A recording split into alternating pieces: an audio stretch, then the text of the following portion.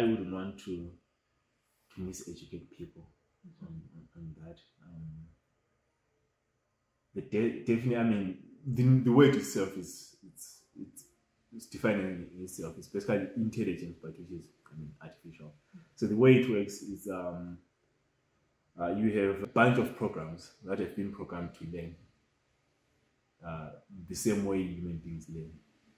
So the way they learn is you provide huge amount of data to train them, just like how a child learns. Because, like, for example, let's say the way we human beings learn, we learn by experience from the time we were born. You know, we see things, we hear things, we interact with the environment, we learn.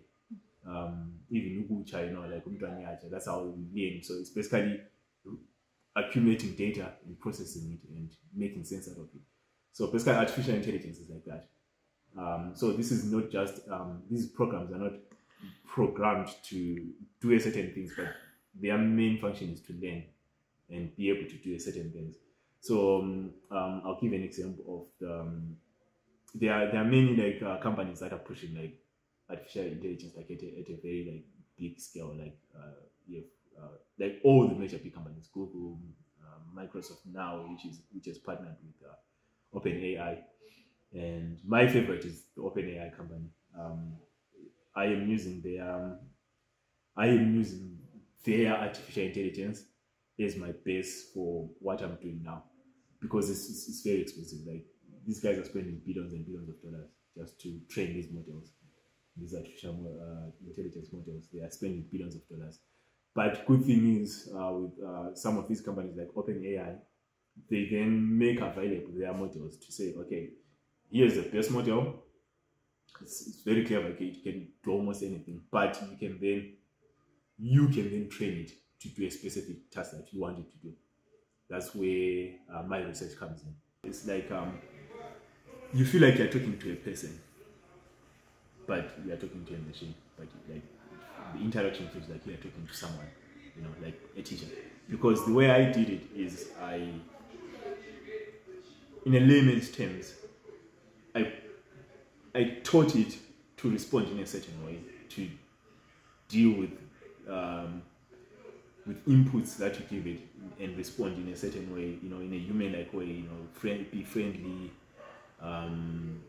be polite, things like that. That's how crazy, like, the base technology is on its own, Before I come in to do what I'm doing, but the base technology, that's how crazy it is, because you have the ability to interact with it and train it, So this is how I want StudyMate to be. But later on, after I've shown you guys the demo, I will then talk about how I want it, how I want it to be like in the future. Okay. My profile there. So now you can see the topics that I was studying here. So you can create a topic anytime. So that's how interesting it is. So these topics are not pre-programmed. You can literally create a topic right now. Say weathering, okay. Let me say weathering in geography, because this is a new topic in geography. Create. All right, so now when you create a new topic, so you can see here, and so this is how you interact with it, and hopefully everything works accordingly. And okay, let's just say hi.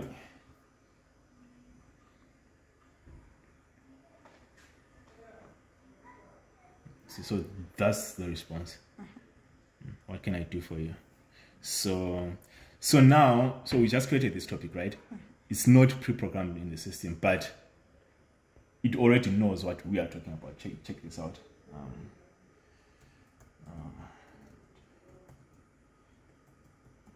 Understand about. I won't even mention the topic. I'll just like the topic itself. I'll just say about this topic, because it already knows.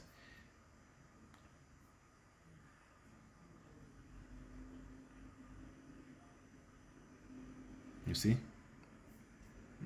the response. weathering the geographic context in a geographic context refers to all of the physical and chemical processes that cause rocks, landforms, and soil to change over time.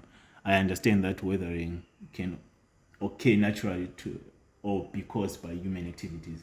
Understanding the nature and causes of this process is useful to geographers studying landforms